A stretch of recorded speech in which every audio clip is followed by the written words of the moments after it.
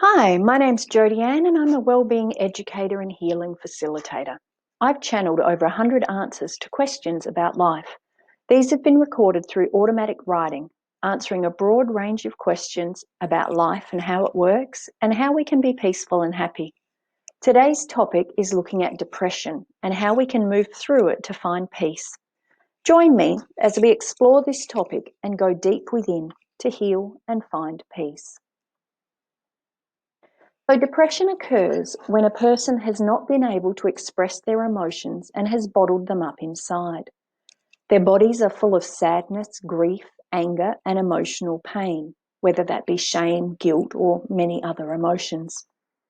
Through life's many challenges, the person has faced the difficulty but come out of it wounded, disappointed, and dismayed, wondering if that's all there is to life.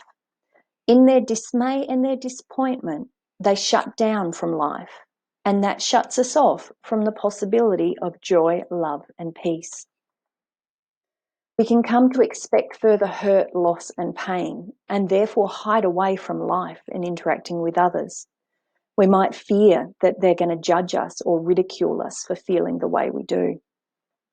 What we don't realise is that everyone goes through challenges and disappointments and disturbances to life as they knew it. Things happen. People die, jobs end, heart attacks occur. And these challenges come unexpectedly and can knock us from peace and balance into a negative spin. Everyone goes through it. There's no shame in struggling to cope with life's pressures. You just need to learn how to process and release the emotions, the pent-up energy and pain that's in your body, so that you can return to a state of balance and peace. Mental work is required to adjust thinking patterns and to come to allow hope and positive expectations of the future, so that you know good things can and will happen for you. So you know you're a good person and you deserve good things. Often, once a person feels blue, they start to beat themselves up. They can feel less than others, feel not okay, and incompetent. And that just worsens the situation because you then get stuck at home not wanting to go out and face the world. It feels easier to hide. It can be difficult to reach out for help or tell anyone because you can be so embarrassed or ashamed. But really, reaching out is what's needed. We need to try something new, make friends, and have fun. It's this that is needed. Speaking our truth, feeling our emotions, and breathing through them, learning to witness them and not be overwhelmed by them. You can actually create a distance between yourself and the emotions and the feelings. So you can stand in your true self. That really helps. And what I mean by that is we can witness what's occurring and realize that it's only a part of us that's actually upset. It's not all of us. These are just skills that need to be learned. As is being nice and supportive to yourself, eating well, exercising, moving through the emotions with kindness, nurturing and nourishing yourself. Many people, when they're depressed, they feel like trash, they feel worthless, and that's how they treat themselves. We need to move from that to seeing ourselves as someone who has just temporarily lost focus and just needs love and support to get back on track. We need to become the kind, loving parent to ourselves, giving ourselves permission to rest when we need to, and to play and to enjoy life. In some ways that sounds easy, but it's actually very challenging because when you're depressed, your energy is dense, it's low in vibration, and it can be hard to hear your intuition or your higher self. It's hard to get the guidance from within or from spirit. We don't feel the spiritual support that's all around us because our vibration is such that the messages can't get through when we're feeling depressed and we're low and heavy. You can shift your vibration higher through movement, whether that be exercise or dance. Walking in nature, especially at the beach or in a forest, can also help to lift your vibration and to cleanse you. You can listen to music that uplifts you, that brings you joy, or even chakra balancing music to help shift the blockages, or frequency music, a lot available on YouTube for free. All of these make it easier to release the emotions, to access them, to shift the density and the vibration. Having a bath with salt in it, Epsom salts, can also cleanse your energy body and release toxins and help to relax your muscles as well. Body work such as massage and Reiki all helps, as it aids the body to move out of its lethargic state and to let light and energy back in. You can breathe in gold light and see it flooding your whole body, purifying and cleansing. Gold light is a very high vibrational energy, and you can just close your eyes and imagine that you're breathing it in and seeing it come down through the crown of your head, down through your torso, down your arms, down your legs, out your feet, cleansing and washing away anything that no longer serves you. You can also use rainbow light or any particular colour light that you feel drawn to. There are many activities that can help. Some people find it really valuable to write in a diary, to draw or paint how they feel. Some people will do poetry or music. This creativity helps to shift the energy, and it moves it out of being inside you onto the paper, out of your actual physical body. The key is accessing and releasing those buried emotions, because that's what keeps you stuck when you're feeling depressed. Unfortunately, if people get really flat, they can sometimes feel like they can't go on, can't face anything more. They can be afraid that they're not going to cope and that it's not worth the effort to risk or to try. And that type of thinking can lead to fear and paralysis. And when your body is full of fear and you feel stuck, paralyzed, or unable to move forward, you're actually in the freeze reaction. Your nervous system has gone through fight, flight, and into freeze, and into overwhelm, and in a sense, collapse, shut down and collapse. It gets frozen. This is actually a normal process that occurs when a person's experienced or is experiencing trauma. As I said, you move through fight or flight into freeze and then into collapse.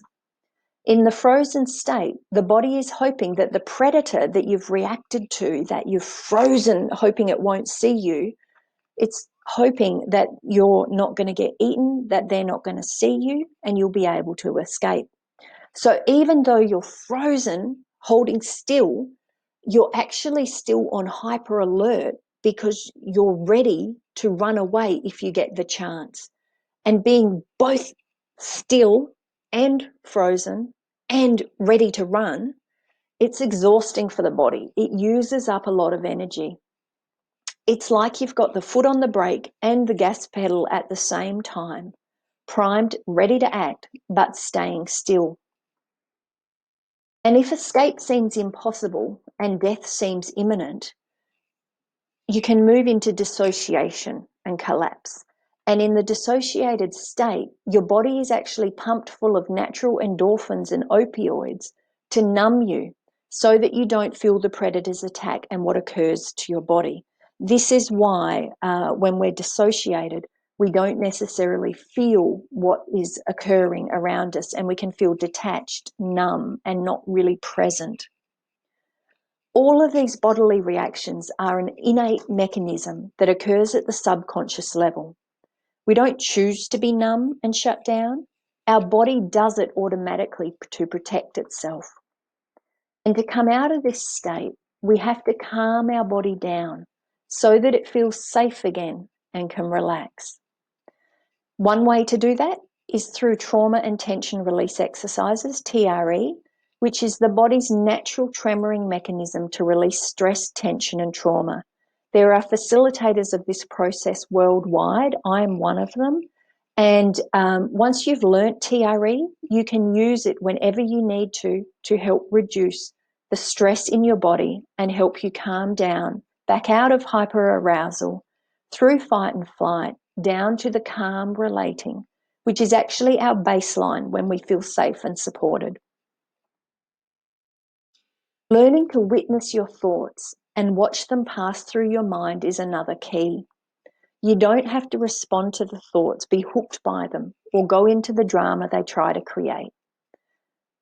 You can just thank the thought and let it go. If a thought comes up that is negative, you can just literally visualize yourself putting your hand up and saying stop and just ignoring it. And you can focus on telling yourself positive messages, like I choose to be kind and loving to myself now. Even though I've done things I'm not proud of in the past, I'm now choosing to behave differently. Even though others I cared for didn't seem to love me, I'm choosing to love me now. I'm okay. I'm worthy of love and life. All of these belief systems and many, many more positive belief systems need to be programmed into our body. This cancels out those negative self-beliefs and helps to change them into those more positive ones. There are many ways to do this. You can simply repeat the positive belief over and over until it becomes a new habit, like writing and displaying affirmations to help anchor it into your consciousness. Affirmations do work. They just take time because you have to repeat it often enough that it becomes an automatic thought, a habit. Saying affirmations into a mirror while looking into your eyes helps to increase the power of that process. Another way is to record the affirmations on your phone or with a tape recorder and actually then play them as you're going to sleep. Because when you're drifting off to sleep, you're going down into a deep state. It's the brainwave state that allows hypnosis to work. And so you're able to actually then reprogram the subconscious mind. So playing affirmations, listening to positive messages as you're going to sleep and coming out of sleep can be very powerful for helping to shift those belief systems. Another modality is Psych-K. Again, I am a practitioner of this one. And this is a process for replacing negative self-beliefs with more positive ones in the subconscious mind.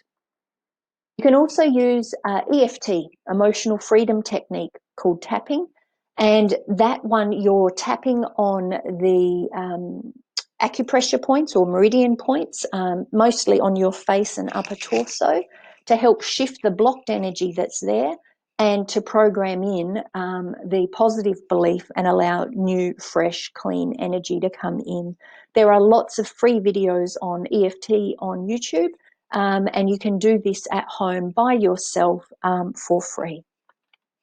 So there's lots of ways to reprogram our subconscious beliefs, but the key is to realize that it is these old, outdated negative thought patterns that keep you feeling flat and depressed. If your thoughts are really negative, it's hard to motivate yourself into action. So it's here with the negative thoughts that change has to occur. There's so many different tools you can use to help you shift depression. It's just a matter of trying different things and finding what works best for you. Know that simply staying stuck won't work. You need to take action to change your situation. Depression is so common in today's world, no one's going to laugh at or ridicule you for it. And there's lots of help out there. If your emotional pain is so deep that you become suicidal, then it's useful to go on antidepressants to give your body a chance to relax and re-strengthen before you delve into processing the emotions.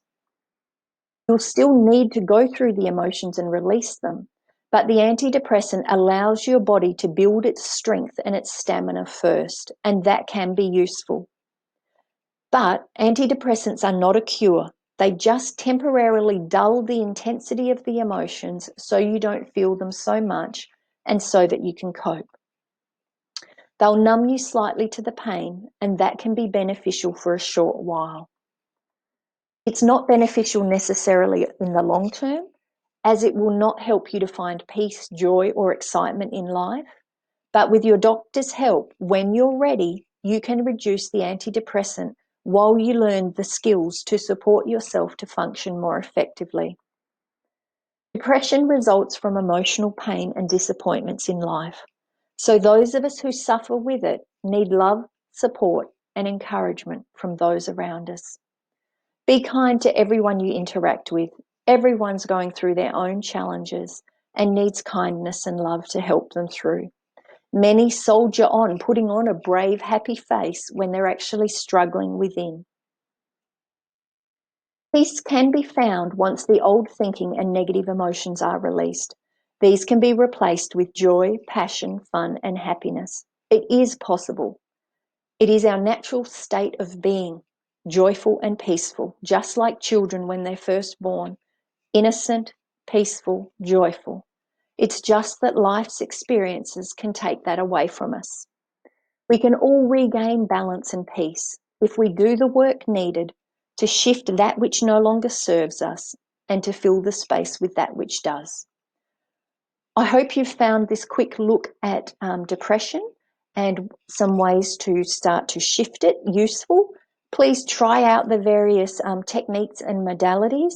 And if you're interested in learning more about them, visit my website, jodiannemsmith.com. Please look after yourself.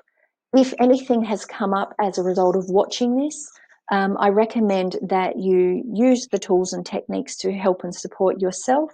And if you need to seek the help and support of a licensed medical or psychological health professional to support you as you move through your healing journey. Have a great day. Bye.